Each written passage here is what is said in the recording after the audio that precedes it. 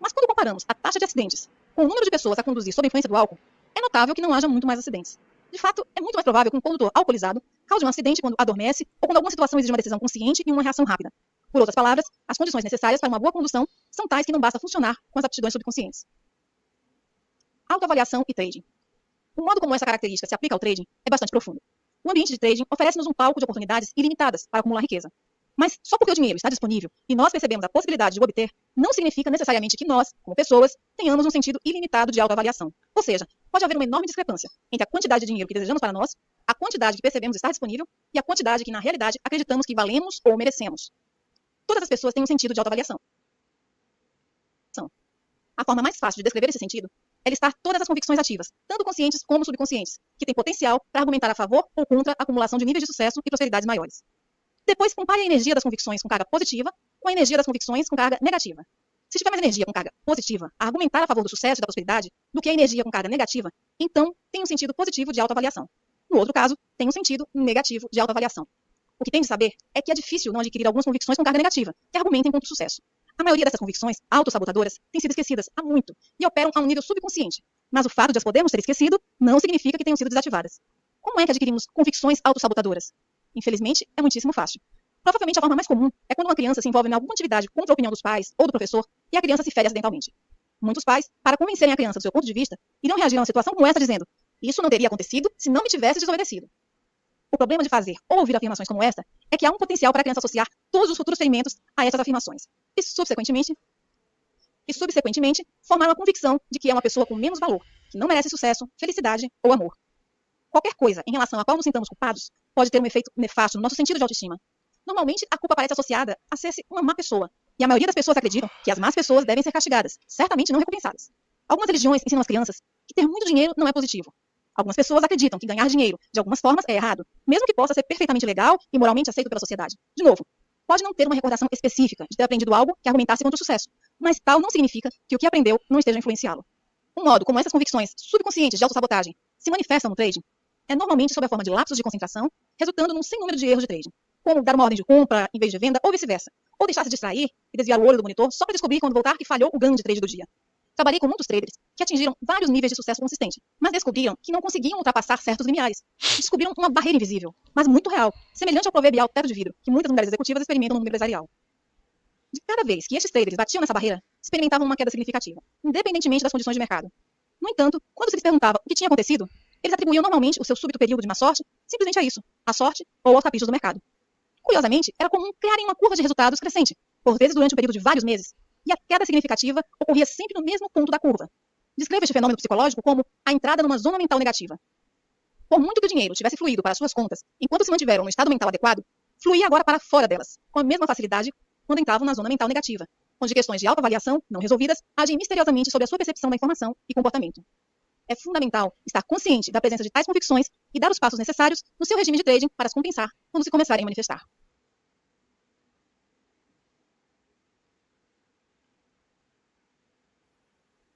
Trading the Zone, de Mark Douglas, pensar como um trader. Se me pedissem para condensar o trading na sua forma mais simples, diria que é um jogo de reconhecimento de padrões numéricos. Usamos a análise de mercado para identificar os padrões, definir o risco e determinar quando tomar mais valias. O trade ou funciona ou não funciona. Em qualquer caso, continuamos para o trade seguinte. É tão simples quanto isso, mas certamente não é fácil. De fato, o trading é provavelmente o projeto mais difícil em que tentará ter sucesso. Não porque exija grandes conhecimentos, muito pelo contrário, mas porque quanto mais pensa que sabe, menos sucesso terá. Fazer trading é difícil porque temos de operar num estado em que não precisamos de saber, muito embora a sua análise possa revelar-se, por vezes, perfeitamente correta. Para operar num estado em que não tem que saber, tem que gerir devidamente as suas expectativas. Para gerir devidamente as suas expectativas, tem de reordenar o seu ambiente mental para que acredite indubitavelmente nas 5 verdades fundamentais. Neste capítulo, vou dar-lhe um exercício de trading que irá integrar essas verdades sobre o mercado a um nível funcional no seu ambiente mental. Ao longo do processo, irei mostrar-lhe as 3 fases de desenvolvimento de um trader. A primeira fase é a fase mecânica. Nesta fase, um trader constrói a autoconfiança necessária para operar num ambiente sem limites, aprende a executar sem erros um sistema de trading, treina sua mente para pensar em probabilidades, as 5 verdades fundamentais, cria uma convicção forte e inabalável na sua consistência como trader. Quando tiver concluído esta primeira fase, pode depois avançar para a fase subjetiva do trading. Nesta fase, usa o que já aprendeu sobre a natureza do movimento do mercado para fazer o que pretende. Há muita liberdade nesta fase, pelo que terá de aprender a monitorizar a sua predisposição para cometer erros de trading, que são resultado dos problemas de autoavaliação não resolvidos a que me referi no capítulo anterior. A terceira fase é a fase intuitiva. Fazer trading intuitivamente é a fase de desenvolvimento mais avançada. É o equivalente, no trading, a chegar à faixa preta nas artes marciais. A diferença é que não tentamos ser intuitivos, porque a intuição é espontânea. Não vem daquilo que sabemos a um nível racional. A parte racional da nossa mente é estruturalmente desconfiada da informação que recebe de uma fonte que não compreende. Ter a sensação que algo está prestes a acontecer é uma forma de saber muito diferente de saber racionalmente. Trabalhei com muitos traders que tinham frequentemente uma sensação intuitiva muito forte do que ia acontecer a seguir, e viam-se confrontados com a parte racional de si mesmos, que persistentemente lutava por agir de outra forma. É claro que se tivessem seguido a sua intuição, teriam experimentado um resultado muito satisfatório. Em vez disso, o resultado era normalmente muito insatisfatório, especialmente quando comparado com o que tinham percebido antes como possível. A única forma que conheço em que pode tentar ser intuitivo é trabalhando na criação de um estado mental que esteja o mais disponível possível para receber os seus impulsos intuitivos e agir com base neles. A fase mecânica. A fase mecânica do trading está especificamente concebida para construir o tipo de aptidões de trading, confiança, segurança e pensamento em probabilidades que irão compeli-lo a criar resultados sustentados. Defino resultados sustentados como uma curva de resultados em crescimento regular, mostrando perdas ligeiras, que são a consequência natural de oportunidades identificadas no mercado que não funcionaram. A não ser que descubra um padrão que vire as probabilidades de um trade ganhador a seu favor, alcançar uma curva de resultados crescente implica eliminar sistematicamente qualquer hipótese de cometer o tipo de erros que resultam do medo, da euforia ou da autoavaliação que descrevi neste livro. Eliminar os erros e melhorar o seu sentido de autoavaliação irá exigir a aquisição de aptidões que são todas de natureza psicológica. As aptidões são psicológicas porque cada uma, na sua forma mais pura, é simplesmente uma convicção. Lembre-se que as convicções determinam o nosso estado mental e moldam as nossas experiências de forma que reforçam constantemente aquilo que já acreditamos ser verdade. O grau de veracidade de uma convicção, relativamente às condições ambientais, pode ser determinado pela medida em que nos serve, ou seja, pela medida em que nos ajuda a satisfazer os nossos objetivos. Se produzir resultados sustentados for o seu objetivo principal como trader, então criar uma convicção, um conceito consciente dotado de energia, que resiste à mudança e exige a expressão de que eu sou um trader consistentemente bem-sucedido, irá funcionar como a principal fonte de energia que irá gerir as suas percepções, interpretações, expectativas e ações, de modo que satisfaçam a convicção e, consequentemente, o seu objetivo. Criar uma convicção dominante de que eu sou um trader consistentemente bem-sucedido requer adesão a diversos princípios de sucesso consistente. Alguns destes princípios irão, sem dúvida, entrar em conflito com alguma das convicções que já adquiriu sobre o trading. Se for o caso, então o que tem é um exemplo clássico de uma convicção que está em conflito com o desejo. Neste caso, a dinâmica energética não é diferente da que existia no exemplo da criança, que queria ser como as outras crianças que não tinham medo de brincar com cães. Ela queria expressar-se de um modo que considerava, pelo menos de início, praticamente impossível. Para satisfazer o seu desejo, teve de entrar gradualmente num processo ativo de transformação. A sua técnica era simples. Tentava, tanto quanto podia, concentrar-se no que pretendia e, pouco a pouco, desativava a convicção anterior, reforçando a convicção que correspondia ao seu desejo. Num determinado momento, se esse for o seu desejo, terá também de entrar gradualmente no mesmo processo de transformação para se tornar um ganhador consistente. Quando se trata de transformação pessoal, os ingredientes mais importantes são a força de vontade, a clareza do propósito e a intensidade do desejo. Em última análise, para que este processo funcione, tem de escolher a consistência em detrimento de todas as outras razões ou justificações que tenha para fazer trading. Se todos esses ingredientes estiverem presentes em grau suficiente, então, independentemente dos obstáculos internos com que seja confrontado, aquilo que deseja irá acabar por prevalecer. Observe-se a si mesmo. O primeiro passo no processo de obtenção de consistência é começar a reparar naquilo que pensa, diz e faz. Por quê? Porque tudo o que pensamos, dizemos ou fazemos como traders contribui para alguma convicção no nosso sistema mental e, por conseguinte, reforça-a. Como o processo de se tornar consistente é de natureza psicológica, não é surpresa ter que começar a prestar atenção aos seus vários processos psicológicos. A ideia é aprender a tornar-se um observador atento dos seus próprios pensamentos, palavras e atos. A sua primeira linha de defesa contra o erro do trading é dar por si mesmo a pensar sobre ele. É claro que a última linha de defesa é dar por si próprio a agir. Se não se empenhar em tornar-se um observador atento destes processos, as suas tomadas de consciência virão sempre depois da ação, normalmente quando já está num profundo estado de arrependimento e frustração. Observar-se a si mesmo de forma objetiva implica fazê-lo sem sentido de reprovação ou crítica. Isso pode não ser fácil para algumas pessoas, tendo em conta o tratamento crítico e reprovador que ao longo das suas vidas podem ter recebido de outras pessoas. O resultado é aprender a associar o erro à dor emocional. Ninguém gosta de estar no estado de dor emocional, por isso é normal evitarmos tanto quanto possível reconhecer ou encarar um erro. Não encarar os erros das nossas vidas diárias normalmente não tem as mesmas consequências desastrosas se o fizermos como traders. Se produzir resultados sustentados depende da eliminação do erro, então é uma meia-verdade dizer que terá uma grande dificuldade em atingir o seu objetivo se não conseguir reconhecer o erro. Obviamente, isso é algo que muitas poucas pessoas conseguem fazer, e explica por que razão há tão poucos ganhadores sustentados. De fato, a tendência para não reconhecer um erro é tão comum na espécie humana que nos poderia levar a pensar que é uma característica estrutural da natureza humana.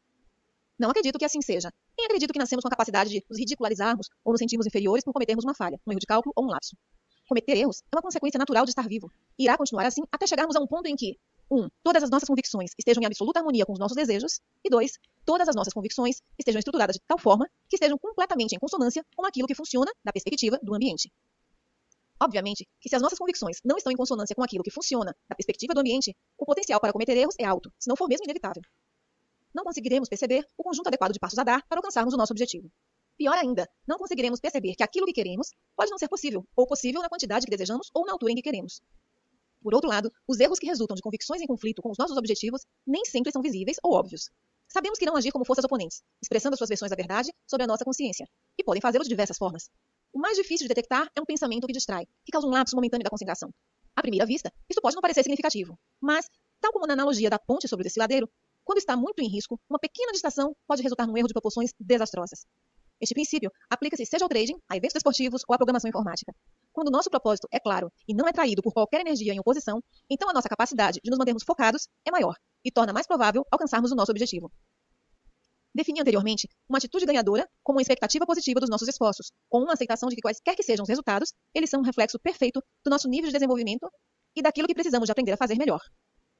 O que distingue os atletas e os artistas consistentemente fantásticos de todos os outros é a sua nítida ausência de medo de cometer um erro. A razão por que não tem medo é que não tem razão para se sentirem inferiorizados quando cometem um erro, significando que não tem uma reserva de energia com carga negativa à espera de brotar e atacar o seu processo de pensamento consciente como um leão que espera o momento certo para atacar a sua presa. O que é que explica essa capacidade rara para ultrapassarem rapidamente os seus erros sem se autocriticarem?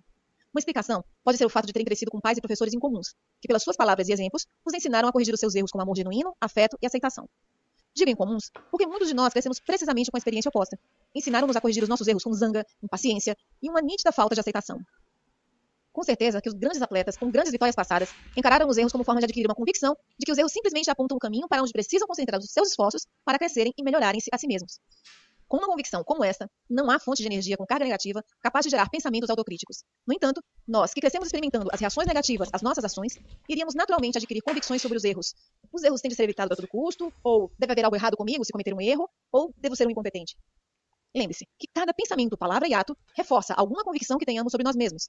Se, por uma autocrítica negativa repetida, adquirimos uma convicção de que estragamos tudo, essa convicção irá encontrar uma forma de se exprimir nos nossos pensamentos, fazendo com que nos tornemos distraídos e com que estraguemos tudo, através das nossas palavras, fazendo-nos dizer coisas sobre nós mesmos ou sobre os outros, se observarmos as mesmas características neles, que refletem a nossa convicção e que se refletem nas nossas ações, nos nossos comportamentos, fazendo-nos comportar de forma claramente autossabotadora. Se vai ser um vencedor consistente, não pode deixar que o erro ocorra num contexto de carga negativa, como é visto pela maioria das pessoas. Tem que conseguir monitorizar-se a si mesmo de alguma forma, o que será difícil de fazer, se tiver tendência para experimentar dor emocional quando comete um erro. Se isto ocorrer, tem duas opções. Primeira, pode esforçar-se por adquirir um novo conjunto de convicções com carga positiva sobre o que significa cometer um erro, ao mesmo tempo que desativa quaisquer convicções com carga negativa que defendam algo diferente ou façam que se sintam inferiorizados por cometer um erro. E segundo, se não quiser considerar esta primeira opção, pode contrabalancear o potencial para cometer erros pela forma como estabelece o seu regime de trading.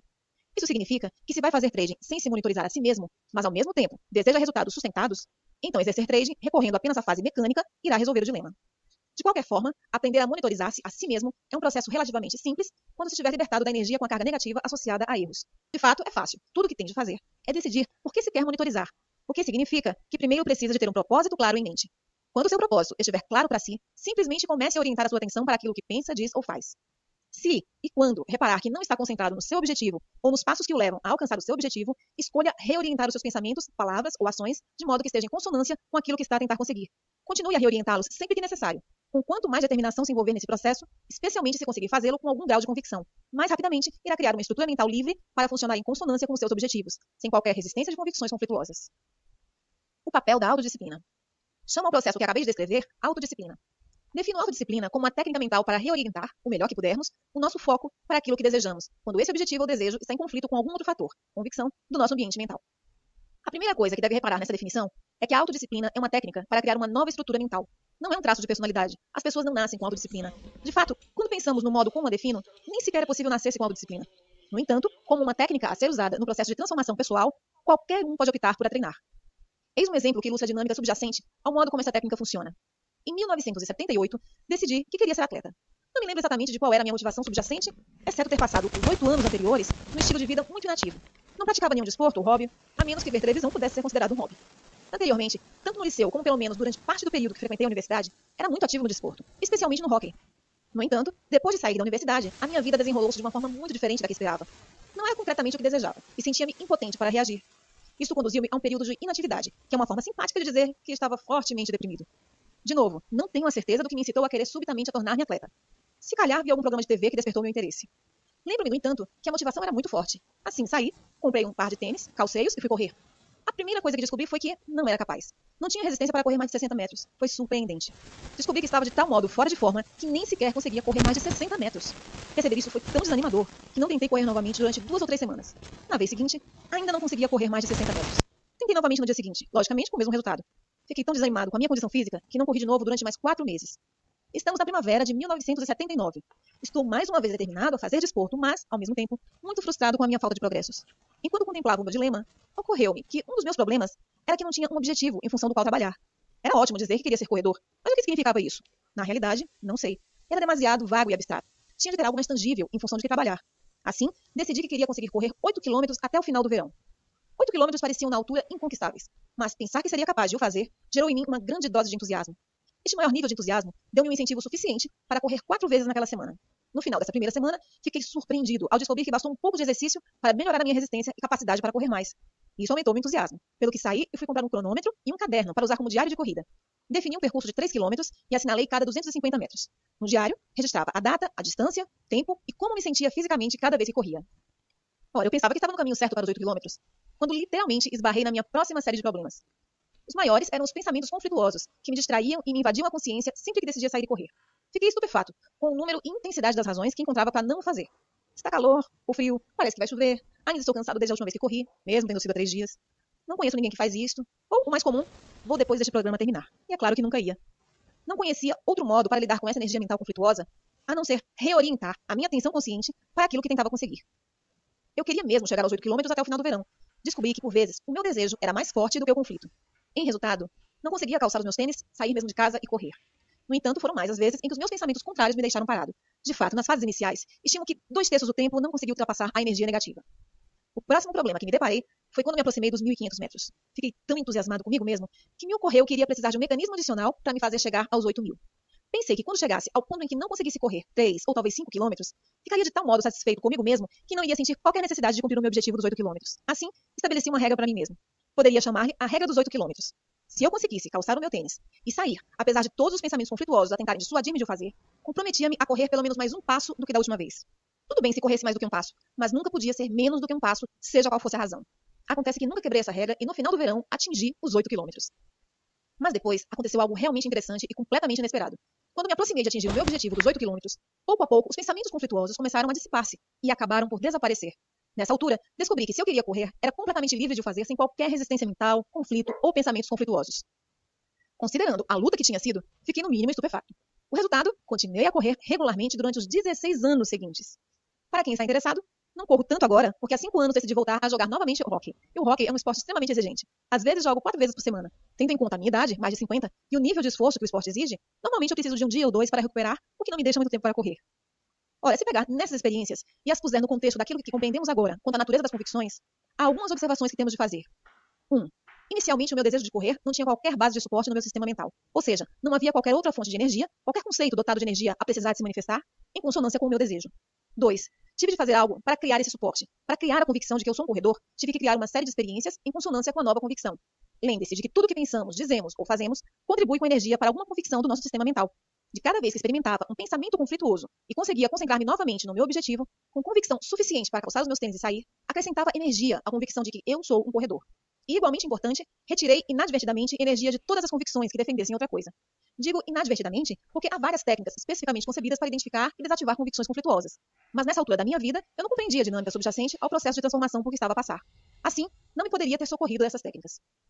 3. Agora posso expressar-me sem esforço, de uma perspectiva mental, como um corredor, porque eu sou um corredor. Esse conceito dotado de energia é agora uma parte em funcionamento da minha identidade. Quando comecei pela primeira vez, acontece que tinha algumas convicções conflituosas sobre correr. Em resultado, precisava que a técnica da autodisciplina se tornasse uma convicção. Agora não preciso de autodisciplina, porque ser um corredor é o que eu sou. Quando as nossas convicções estão completamente alinhadas com os nossos objetivos ou desejos, não há fonte de energia conflituosa. E se não há fonte de energia conflituosa, então não há fonte de pensamentos que causem distração, desculpas, racionalizações, justificações ou erros, consequentes ou subconscientes. 4. As convicções podem ser alteradas e se for possível alterar uma convicção, então é possível alterar qualquer convicção, se compreendermos que na realidade não estamos a alterá-la, mas somente a transferir energia de um conceito para outro, permanecendo intacta a convicção que se pretende mudar. Por conseguinte, podem existir em simultâneo no nosso sistema mental duas convicções completamente contraditórias, mas se tivermos retirado a energia de uma convicção e dotado totalmente de energia a outra, não existe contradição do ponto de vista funcional. Só a convicção combinada com a energia terá a capacidade para funcionar como uma força sobre o seu estado mental, sobre a sua percepção e interpretação da informação e sobre o seu comportamento. Ora, o único propósito de fazer trading mecanicamente é transformar-se a si mesmo num trader de sucesso consistente. Se houver alguma coisa no seu ambiente mental que esteja em conflito com os princípios da criação de uma convicção de que eu sou um trader consistente bem-sucedido, então terá de empregar a técnica da autodisciplina para integrar estes princípios como uma parte dominante do funcionamento da sua identidade. Quando os princípios se tornarem quem você é, já não irá precisar de autodisciplina, porque o processo de ser consistente irá deixar de exigir esforço. Lembre-se que a consistência não é a mesma coisa que a capacidade de abrir uma ou várias posições ganhadoras, porque abrir uma posição ganhadora não exige absolutamente nenhuma aptidão. Tudo o que tem de fazer é adivinhar corretamente, o que não difere em nada de adivinhar o resultado do lançamento de uma moeda ao ar, enquanto que a consistência é um estado mental que, uma vez atingido, não irá permitir-lhe ser de qualquer outra maneira. Não terá que tentar ser consistente, porque tal decorrerá naturalmente da sua identidade. De fato, se tiver de tentar, é uma indicação de que não integrou completamente os princípios do sucesso, consistente como convicção dominante e não conflituosa. Por exemplo, predefinir o seu nível de risco é um passo no processo de ser consistente. Se for preciso qualquer esforço especial para predefinir o seu risco, se tiver de se lembrar a si mesmo conscientemente de o fazer, se experimentar quaisquer pensamentos conflituosos, no fundo tentando dissuadi-lo de o fazer, ou se encontrar numa posição em que não predefiniu o seu risco, então este princípio não é uma parte dominante do funcionamento da sua identidade. Não é quem você é. Se fosse, nem sequer lhe iria ocorrer não predefinir o seu risco. Se e quando todas as fontes de conflito tiverem sido desativadas, já que não há qualquer potencial para que seja de qualquer outra maneira, o que uma vez foi uma luta irá acabar por não exigir esforço agora. Nessa altura, pode parecer às outras pessoas que você não é muito disciplinado, o que pode fazer algo que não considerem difícil, se não impossível. Mas a realidade é que não está a ser de modo algum disciplinado, está simplesmente a funcionar com base num conjunto diferente de convicções, que o compelem a comportar-se de um modo que está em consonância com seus desejos, propósitos ou objetivos. Desenvolver a convicção da consistência. Criar uma convicção de que eu sou um vencedor consistente é o principal objetivo, mas, tal como a minha intenção de me tornar corredor, é demasiado ampla e abstrata para implementar sem a decompor num processo gradual. Assim, o que vou fazer é decompor essa convicção nas suas menores partes e depois dar-lhe um plano para integrar cada parte com uma convicção dominante. As seguintes subconvicções são as componentes básicas que fornecem a estrutura elementar do significado de ser um vencedor consistente. Eu sou um vencedor consistente porque 1. Identifico objetivamente as minhas oportunidades. 2. Predefino o risco de cada trader. 3. Aceito completamente o risco e estou disposto a fechar a posição se o mercado se virar contra mim. 4. Ajo sobre as minhas oportunidades, sem reservas ou hesitações. 5. Tomo os meus lucros quando o mercado me disponibiliza dinheiro. 6. Monitorizo continuamente a minha suscetibilidade para cometer erros. 7. Compreendo a absoluta necessidade destes princípios de sucesso consistente e, por conseguinte, nunca os violo. Essas convicções são os 7 princípios da consistência. Integrar estes princípios no seu sistema mental a um nível funcional exige que crie propositadamente um conjunto de experiências que estejam em consonância com eles. Isso não difere em nada da criança que queria brincar com cães ou do meu desejo de ser corredor. Antes de conseguir brincar com o cão, a criança teve primeiro que fazer várias tentativas para se aproximar de um cão. No final, quando o peso preponderante da energia no seu sistema mental foi transferido, conseguiu brincar com cães sem qualquer resistência interna. Para me tornar um corredor, tive de criar a experiência de correr contra tudo dentro de mim, a defender o contrário. No final, à medida que a energia era transferida para esta nova definição de mim mesmo, correr tornou-se uma expressão natural da minha identidade. É óbvio que aquilo que estamos a tentar conseguir é muito mais complexo do que tornar-se um corredor ou afagar um cão, mas a dinâmica subjacente a esses processos é idêntica. Comecemos com um objetivo específico. O primeiro princípio da consistência é a convicção de que eu identifico objetivamente as minhas oportunidades. A palavra-chave aqui é objetivamente. Ser objetivo significa que não é possível definir, interpretar e, por conseguinte, interpretar qualquer informação do mercado como negativa ou positiva. A forma de ser objetivo é operar com base em convicções que mantêm neutras as nossas expectativas e ter sempre em conta forças desconhecidas. Lembre-se que tem de treinar especificamente a sua mente para ser objetiva e ficar concentrada no fluxo de oportunidades do momento presente. As nossas mentes não estão naturalmente programadas para pensar deste modo. Assim, para sermos observadores objetivos, temos de aprender a pensar do ponto de vista do mercado, onde há sempre forças desconhecidas, traders, à espera de agir sobre o movimento dos preços. Por conseguinte, da perspectiva do mercado, cada momento é verdadeiramente único, embora o momento possa parecer, soar ou ser sentido exatamente como algum outro momento passado, registrado no seu banco de memórias. No instante em que decide, ou considera que sabe o que vai acontecer a seguir, irá automaticamente esperar acertar. No entanto, aquilo que sabe, pelo menos ao nível racional de pensamento, só pode ter em conta o seu passado, que pode não ter qualquer relação com aquilo que está realmente a acontecer do ponto de vista do mercado. Nessa altura, qualquer informação do mercado que não esteja em consonância com a sua expectativa tem o potencial para ser interpretada como ameaçadora. Para evitar sofrer, a sua mente irá automaticamente compensar, com mecanismos de proteção conscientes e subconscientes, quaisquer diferenças entre aquilo que espera e aquilo que o mercado está a oferecer. Aquilo que irá experimentar é normalmente chamado uma ilusão. Num estado de ilusão, não somos objetivos, nem estamos ligados ao fluxo de oportunidades do momento presente.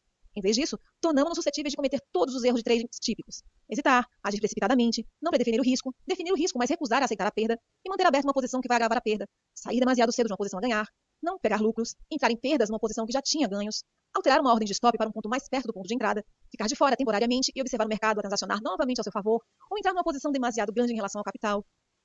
As 5 verdades fundamentais sobre o mercado irão manter neutras as suas expectativas, focar a sua mente no fluxo de oportunidades do momento presente, ao dissociar o momento presente do passado, e, por conseguinte, eliminar o seu potencial para cometer estes erros. Quando parar de cometer erros de trading, irá começar a confiar em si mesmo. À medida que o seu sentido de autoconfiança aumentar, também irá aumentar a sua segurança. Quanto maior for a sua segurança, mais fácil será executar os seus trades, agir sobre as suas oportunidades sem reservas ou hesitações. As 5 verdades irão também criar um estado mental em que irá genuinamente aceitar os riscos de trading. Quando aceitar genuinamente os riscos, estará tranquilo com qualquer resultado. E quando estiver tranquilo com qualquer resultado, irá experimentar um estado mental despreocupado e objetivo, em que se disponibiliza para perceber e agir sobre qualquer coisa que o mercado lhe estiver a oferecer, do ponto de vista do mercado, num determinado momento presente. O primeiro objetivo é integrar a convicção dominante que eu defino objetivamente as minhas oportunidades. O desafio agora é: como chegar lá? Como é que se transforma numa pessoa que pensa consistentemente da perspectiva do mercado? O processo de transformação começa com o seu desejo e a sua disposição para se focar de novo no objeto do seu desejo, a autodisciplina. O desejo é uma força. Não tem de coincidir ou estar de acordo com algo em que acredite ser a verdade sobre a natureza do trading. Um desejo claro que vise diretamente um objetivo específico é uma ferramenta muito poderosa. Pode usar a força do seu desejo para criar uma versão ou dimensão inteiramente nova para a sua identidade, transferir energia entre 2 ou mais ideias em conflito, ou mudar o contexto ou a polarização das suas memórias de negativa para positiva. Tenho a certeza que conhece a expressão decida-se. A implicação de nos decidirmos é escolhermos exatamente aquilo que queremos com tanta clareza, sem dúvidas e com tanta convicção que literalmente nada se atravessa no nosso caminho, seja interna ou externamente. Se houver força suficiente por detrás da nossa resolução, é possível experimentar uma grande mudança na nossa estrutura mental, praticamente de forma instantânea. Desativar conflitos internos não é uma questão de tempo. É um desejo centrado na finalidade, embora possa ser preciso uma quantidade considerável de tempo para chegar ao ponto em que realmente nos decidimos. De outro modo, na ausência de uma clareza e uma convicção extremas, a técnica da autodisciplina, com o tempo, irá fazer esse trabalho bastante bem, se é claro, estiver disposto a usá-la. Para lá chegar, tem de decidir com o máximo de convicções e clareza que, acima de outra coisa qualquer, deseja a consistência, o estado mental de confiança, segurança e objetividade do seu trading. Isso é necessário, porque se for como a maioria dos traders, irá enfrentar algumas forças conflituosas muito temíveis. Por exemplo, se tem estado a fazer trading para se sentir bem com a euforia de pegar um grande movimento, para impressionar sua família e amigos, para ser um herói, para satisfazer uma dependência econômica, para acertar nas suas previsões ou por qualquer outra razão que não tenha nada a ver com ser consistente, então irá descobrir que a força dessas outras motivações irá não só agir como um obstáculo, dificultando muito o exercício de trading que estou prestes a dar-lhe, mas podia muito bem ser suficientemente forte para o impedir de fazer sequer o exercício. Lembra-se da criança que não tinha desejo de ser como as outras crianças e interagir com cães? No fundo, decidiu viver com a contradição ativa, a sua convicção minimamente dotada de carga positiva de que nem todos os cães são perigosos e a sua convicção elementar, dotada de carga negativa, de que todos os cães são perigosos. Teve a capacidade de ver cães brincalhões, mas ao mesmo tempo considerou impossível interagir com eles. A menos que deseje mudá-lo, o desequilíbrio de energia entre estas duas convicções irá permanecer exatamente como está durante toda a sua vida. Só para começar o processo, tem de querer tanto a consistência que tem de estar disposto a desistir de todas as outras razões, motivações ou planos para fazer trading que não estejam em consonância com o processo de integração das convicções para criar consciência. Um desejo claro e intenso é um pré-requisito incondicional se quer fazer com que este processo funcione com você.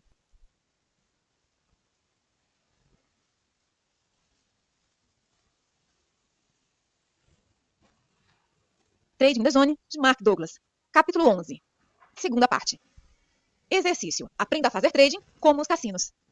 O objetivo deste exercício é convencer-se a si mesmo que o trading é só um simples jogo de probabilidades, números, não muito diferente de puxar a alavanca de uma slot machine. Ao nível micro, os resultados individuais são ocorrências independentes e aleatórias em relação umas às outras. Ao nível macro, os resultados de uma série de trades irão produzir resultados sustentados. Do ponto de vista das probabilidades, isso significa que em vez de ser uma pessoa a jogar numa slot machine, como trader, você é o próprio cassino. Se 1. Tiver um sistema que coloque as probabilidades de sucesso a seu favor. 2. Conseguir pensar o trading de forma adequada, as 5 verdades fundamentais. E 3. Conseguir fazer tudo o que precisa durante uma série de trades. Assim, como os donos dos cassinos, irá controlar o jogo e ser um vencedor consistente. Preparar o exercício. Escolha um mercado. Pode negociar em ações ou contratos de futuros, não importa qual, desde que tenha a liquidez necessária e respeite os requisitos para transacionar pelo menos 300 ações ou 3 contratos de futuros por trade. Escolha um conjunto de variáveis de mercado que definam uma oportunidade. Pode ser o sistema de trading que queira. Pode ser matemático ou gráfico, com base na leitura e análise de gráficos de padrões de preços. Não importa se o sistema é concebido por si ou não, nem tem de perder muito tempo ou ser meticuloso a descobrir ou desenvolver o melhor sistema ou o sistema certo. Este exercício não é sobre o desenvolvimento de sistemas e não é um teste às suas capacidades analíticas. De fato, as variáveis que escolhe podem até ser consideradas medíocres pelos padrões da maioria dos traders, porque aquilo que vai aprender ao fazer este exercício não depende do fato de ganhar ou não dinheiro na realidade. Se considerar este exercício um investimento de formação, irá reduzir o tempo e esforço que possa gastar, noutras circunstâncias, a encontrar as oportunidades mais lucrativas. Não farei quaisquer recomendações especiais quanto ao sistema ou variáveis que deve usar, porque parto do princípio que a maioria das pessoas que lê este livro já tem algum grau de conhecimento de análise técnica. Há centenas de livros disponíveis sobre o tema. Qualquer que seja o sistema que escolha, tem de estar conforme com as seguintes especificações. Abrir uma posição, as variáveis que usa para definir a sua oportunidade têm de ser muito precisas. O sistema tem de ser concebido de modo a que não seja preciso tomar quaisquer decisões subjetivas ou emitir opiniões sobre se a sua oportunidade existe ou não. Se o mercado estiver alinhado de acordo com as variáveis rígidas do seu sistema, então tem um trade. Se não, não tem um trade. Ponto final. Nenhum outro fator externo ou aleatório pode entrar na equação. Saída em stop loss. As mesmas condições aplicam-se para a saída de um trade que não está a funcionar. A sua metodologia tem de lhe dizer exatamente quanto precisa de arriscar para descobrir se o trade irá funcionar. Há sempre um ponto ótimo em que a possibilidade de um trade não funcionar é tão reduzida, especialmente em relação ao potencial de ganho, que é preferível aceitar a perda e limpar a mente para agir sobre a oportunidade seguinte. Deixe a estrutura do mercado determinar onde é esse ponto ótimo, em vez de gastar uma quantidade incerta de dinheiro a arriscar num trade. Em qualquer caso, seja qual for o sistema que escolher, tem de ser absolutamente exato, não permitindo qualquer tomada de decisão subjetiva. De novo, nenhuma variável externa ou aleatória pode entrar na equação. Período de tempo. A sua metodologia de trading pode ser aplicada a qualquer período de tempo que lhe convenha, mas todos os seus sinais de entrada e saída têm de ser baseados no mesmo período de tempo. Por exemplo, se usar variáveis que identificam um padrão especial de suportes e resistências no gráfico de barras um período de 30 minutos, então os seus cálculos de risco e de objetivo de lucro também têm de ser determinados para o mesmo período de tempo. No entanto, fazer trading num determinado período de tempo não impede de usar outros períodos como filtros. Por exemplo, pode ter como filtro uma regra que estabelece que só abre novas posições na tendência principal. Há um antigo axioma de trading que diz que a tendência é sua amiga. Significa que existe uma probabilidade mais elevada de sucesso quando tem uma posição aberta no sentido da tendência principal, se existir. De fato, o trade com menos risco, com maior probabilidade de sucesso, ocorre quando compra na tendência altista ou vende na tendência de queda do mercado. Para ilustrar como esta regra funciona, digamos que escolheu identificar padrões de suporte e resistência no período de 30 minutos. A regra é que só vai negociar no sentido da tendência principal. Uma tendência ascendente define-se como uma série de máximas e mínimas sucessivamente mais altas. Pelo contrário, uma sucessão de máximas e mínimas mais baixas define uma tendência descendente. Quanto mais longo for o período de análise, mais significativa será a tendência. Pelo que a tendência identificada num gráfico de barras diário é mais significativa do que uma tendência identificada num gráfico de barras de 30 minutos para um dado mercado. Por conseguinte, a tendência identificada no gráfico de barras diário tem primazia sobre a tendência identificada no gráfico de barras de 30 minutos e será considerada a tendência principal. Para determinar a direção da tendência principal, verifique o que acontece no gráfico de barras diário. Se a tendência for altista, procure uma queda até encontrar um suporte no gráfico de barras de 30 minutos. Aí, quando inverter, é onde vai comprar. Pelo contrário, se a tendência é de baixa no gráfico diário, procure o valor na resistência do gráfico de 30 minutos e então, quando o preço inverter, venda o mais rápido que puder. O seu objetivo é determinar, numa tendência descendente, em que medida pode vender no movimento intraday sem que mude a tendência. Numa tendência altista, o seu objetivo é determinar em que medida pode comprar no movimento intraday sem que mude a tendência. Normalmente, há muito pouco risco associado a estes pontos de suporte e resistência intraday, porque não temos de deixar o mercado ultrapassá-los muito para que nos diga que um determinado trade não está a funcionar. Profit taking, tomar mais-valias. Acredite ou não, de todas as aptidões necessárias para se aprender a ser um trader consistentemente bem-sucedido, aprender a assegurar ganhos é provavelmente a mais difícil de dominar. Entra na equação uma profusão de fatores pessoais e psicológicos, frequentemente muito complicados, ao que acrescenta a eficácia da nossa análise de mercado. Infelizmente, destrinchar essa complexa matriz de questões vai muito além do âmbito deste livro. Saliento isso para que aqueles que pensem agredir-se a si próprios por fazerem um negócio menos vantajoso do que o esperado, possam relaxar e deixar de se criticarem. Mesmo depois de ter adquirido todas as outras aptidões, pode ser preciso muito tempo para dominar esta. Não desespere. Há uma forma de criar um regime para assegurar ganhos que pelo menos satisfaz o objetivo do quinto princípio da persistência. Tomo os meus lucros quando o mercado me disponibiliza dinheiro. Se vai criar uma convicção de que é um vencedor consistente, então terá de criar experiências que correspondam a essa convicção. Como o objeto da convicção é ganhar consistentemente, o modo como realiza ganhos num trade ganhador é de suprema importância. Esta é a única parte do exercício em que terá algum grau de arbítrio sobre o que fazer. A premissa subjacente é que, num trade ganhador, nunca sabemos até que ponto o mercado vai. Os mercados raramente vão diretamente para cima ou para baixo. Normalmente, os mercados sobem, depois corrigem um pouco desse movimento ascendente, ou descem e depois corrigem um pouco desse movimento descendente. Estas correções podem dificultar muito a permanência no trade ganhador. Teria de ser um analista extremamente sofisticado e objetivo para fazer a distinção entre uma correção normal, quando o mercado ainda tem potencial para continuar a subir, e uma correção que não é normal, quando o potencial de subida é altamente reduzido, se não for inexistente. Se nunca se sabe até que ponto o mercado vai, então quando e como tomar os lucros? A questão é qual a sua capacidade para ler o mercado e escolher os pontos em que é mais provável parar. Se não tem objetivamente essa capacidade, o melhor a fazer é dividir a sua posição em terças ou quartas partes e ir saindo regularmente da sua posição à medida que o mercado se movimenta a seu favor. Se está a transacionar contratos de futuros, isso significa que a sua posição mínima para um trade é de pelo menos 3 ou 4 contratos. Para ações, a posição mínima é qualquer número de ações que seja divisível por 3 ou por 4. Esta é a forma como faço o escalonamento de uma posição ganhadora. Quando comecei a fazer trading pela primeira vez, especialmente durante os primeiros 3 anos, de 1979 a 1981, eu analisava de forma meticulosa e regular os resultados das minhas atividades.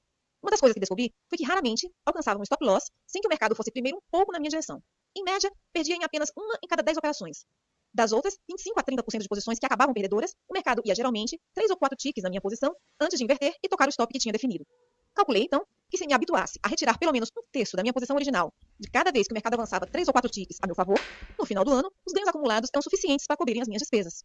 Até hoje, sem reservas ou hesitações, sempre que o mercado me dá algo a ganhar, retiro sempre uma parte de uma posição com ganhos. Quanto? Depende do mercado. Será sempre um montante diferente em cada situação. Por exemplo, em futuros de obrigações do Tesouro, fecho um terço da minha posição quando ganho 4 ticks. Num trade de obrigações, que normalmente é menos arriscado, espero 6 ticks para descobrir se a posição vai funcionar. Usando um trade de 3 contratos, como exemplo, isso não funciona. Se abrir uma posição e imediatamente o mercado inverter contra mim, sem me dar pelo menos 4 ticks primeiro, fecho a posição com 18 ticks de perda, embora, como expliquei, não seja frequente isso acontecer. É mais provável que o preço se mova a meu favor antes de inverter contra mim. Se for a meu favor pelo menos em 4 ticks, aproveito esses 4 ticks e liquido o contrato. O que fiz foi reduzir o meu risco total nos outros 2 contratos em 10 ticks. Se o mercado então me fizer perder nos outros 2 contratos, a perda líquida no trade é de somente 8 ticks. Se o mercado se mover na minha direção, liquido a próxima dessa parte da posição no ponto de lucro predeterminado. Para determinar esse objetivo de ganho, baseio-me em algum suporte ou resistência de um período de tempo mais longo ou numa máxima ou mínima anterior importante. Ao realizar o segundo terço dos meus ganhos, também movo o stop loss para o meu ponto de entrada original. Agora eu tenho um lucro líquido com o trade, aconteça o que acontecer com o último terço da posição. Ou seja, agora tenho uma oportunidade sem risco. Não posso aumentar suficientemente o tamanho das palavras dessa página para realçar como é importante que experimente um estado de oportunidade sem risco. Quando cria uma situação em que há uma oportunidade sem risco, não há forma de perder, a menos que aconteça algo extremamente fora do comum, como um movimento brusco de preços que gere um gap ultrapassando o seu preço de saída. Se, em circunstâncias normais, não há forma de perder, passa pela experiência de saber como é estar num trade com um estado mental completamente despreocupado e tranquilo. Para ilustrar este ponto, imagine que está num trade ganhador. O mercado fez um movimento bastante significativo na sua direção, mas não assegurou nenhum lucro porque pensou que iria andar um pouquinho mais longe. No entanto, em vez de ir mais longe, o mercado inverte, aproximando-se do seu ponto de entrada original. Entra em pânico e, em resultado, fecha a posição, porque não quer deixar aquilo que foi um trade ganhador transformar-se num trade perdedor. Mas logo que sai, o mercado supera, movendo-se na direção que lhe daria ganhos. Se tivesse retirado uma parte dos ganhos, fazendo um escalonamento, colocando-se numa situação de oportunidade sem risco, seria muito improvável que tivesse entrado em pânico, ou mesmo sentido qualquer estresse ou ansiedade. Ainda lhe restaria um terço da sua posição. E agora? Procure o ponto mais provável onde acha que o mercado parará e tome nesse ponto os seus lucros. Este é normalmente uma máxima ou uma mínima significativa num período de tempo mais longo. Dou a minha ordem para liquidar imediatamente um tique abaixo daquele ponto numa posição comprada ou um tique acima numa posição vendida. Coloco as minhas ordens imediatamente acima ou abaixo.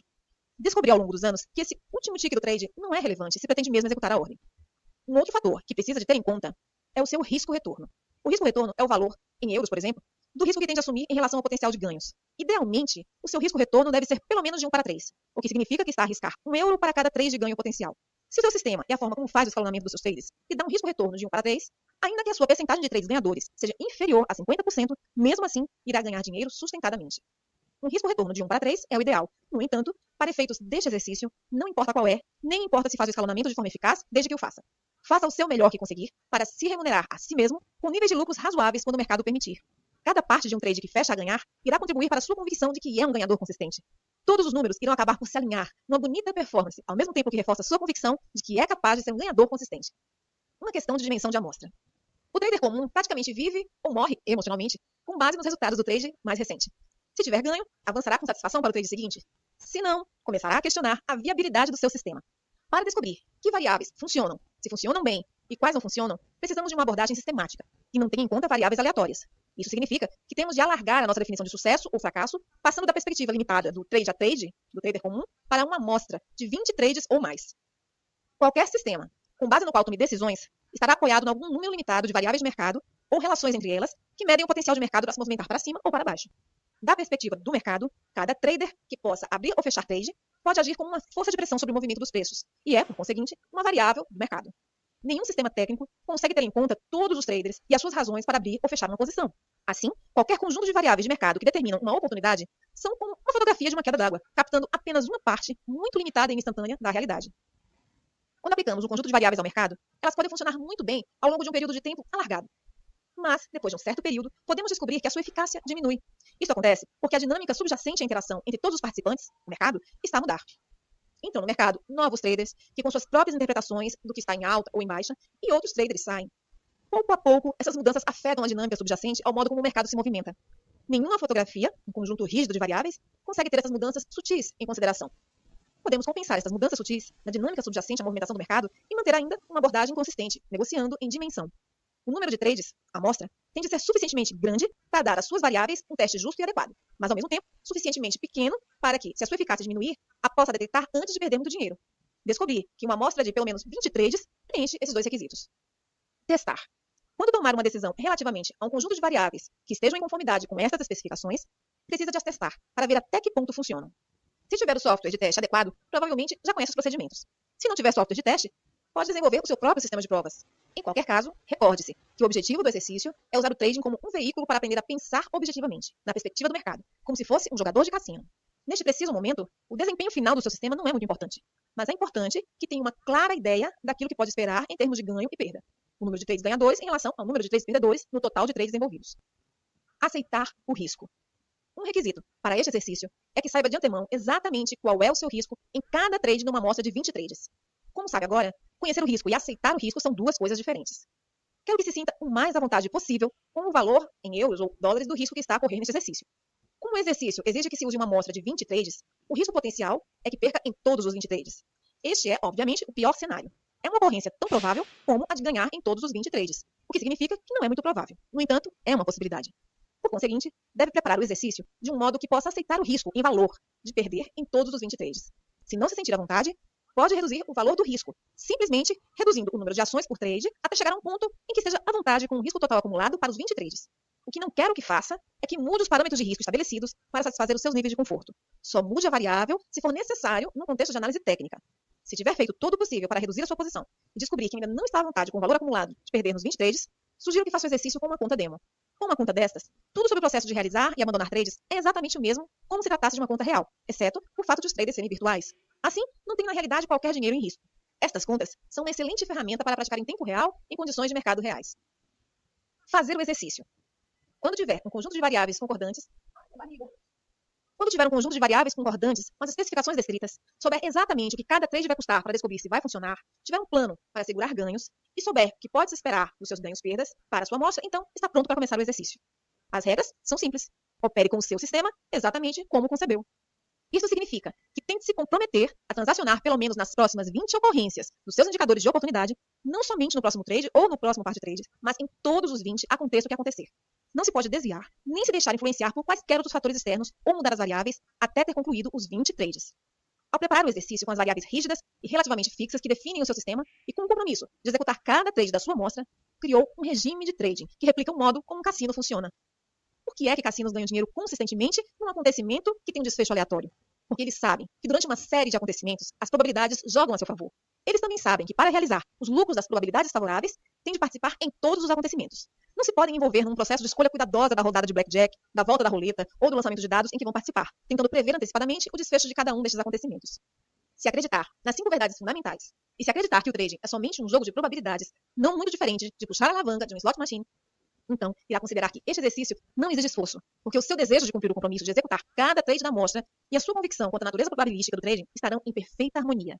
Em resultado, não sentirá medo, resistência ou pensamentos desviantes, o que poderia então impedir de fazer exatamente o que precisa de fazer, quando precisa de fazer, sem reservas ou hesitações?